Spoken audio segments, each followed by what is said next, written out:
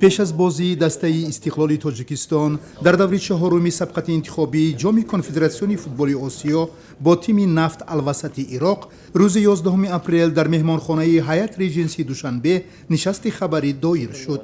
نخست فلاح حسن سرمربی تیم نفت الوسط به نزد خبرنگاران آمد.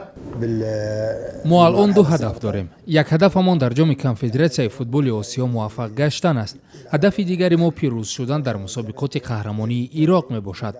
استقلال تیم خوب و پرقوت است. با مخلصان خویش در میدان خود سخت‌تر بازی خواهد کرد. بنابراین فردا ما را بازی مهم انتظار است.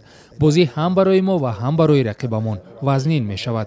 ما به اینجا برای 3 امتیاز آمده ایم. می کوشیم که غالب شویم. بعداً در این نشست مبین ارگاشف سرمربی دسته استقلال با خبرنگاران ابراز داشت که میکوشند مقابل رقیب پرقوت خوب بازی کنند.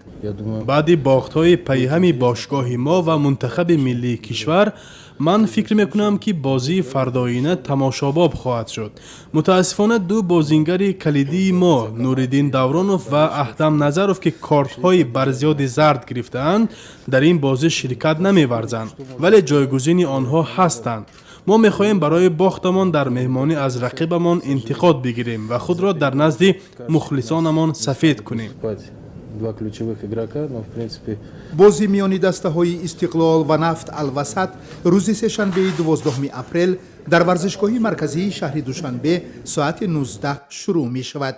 در همین حال نفت الوسط با 6 امتیاز در جدول گروه بی در مقام اول است. تیم الفیصلی اردن با 5 امتیاز در مقام دوم و دسته تریپولی لبنان با 4 امتیاز در مقام سوم قرار دارند. دسته استقلال باشد با 1 امتیاز در زینه آخرین چهارم جایگیر شده است.